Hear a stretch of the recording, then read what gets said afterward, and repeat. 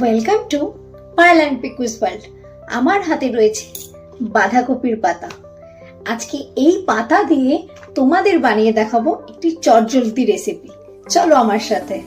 আজকের এই রেসিপি বানাতে লাগছে বাঁধাকপি, গাজর কুচি, স্প্রিং অনিয়ন, বাঁধাকপি, ক্যাপসিকাম কুচি আর রয়েছে পনির। তেল গরম হয়ে গেছে, এবার আমি এই তেলে সব সবজিগুলো একে একে দিয়ে দিচ্ছি।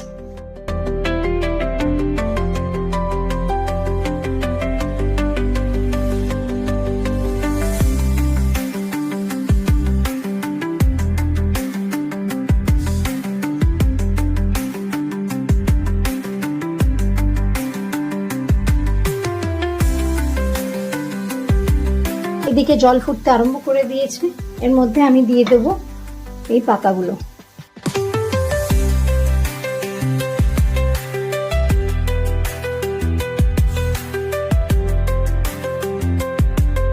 সবজিগুলো ভাজা ভাজা হয়ে গেছে, এর মধ্যে দিয়ে নিচ্ছি সয়া সস আর টমেটো সস। একটু নাড়াচাড়া করে নিলেই পুর রেডি। বাঁধাকপির পাতাটিকে সুন্দরভাবে পেতে নিয়ে তার মধ্যে 1 চামচ করে এই পুর আমি ভরে রেডি করে নিচ্ছি।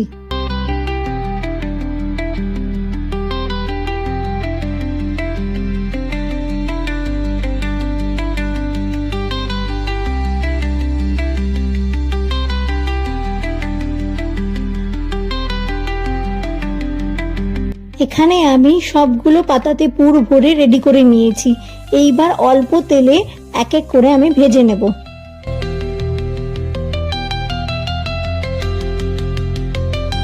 এক পিঠটা ভাজা হয়ে গেছে, এইবার উল্টে অন্য পিঠটাও ভেজে নেব।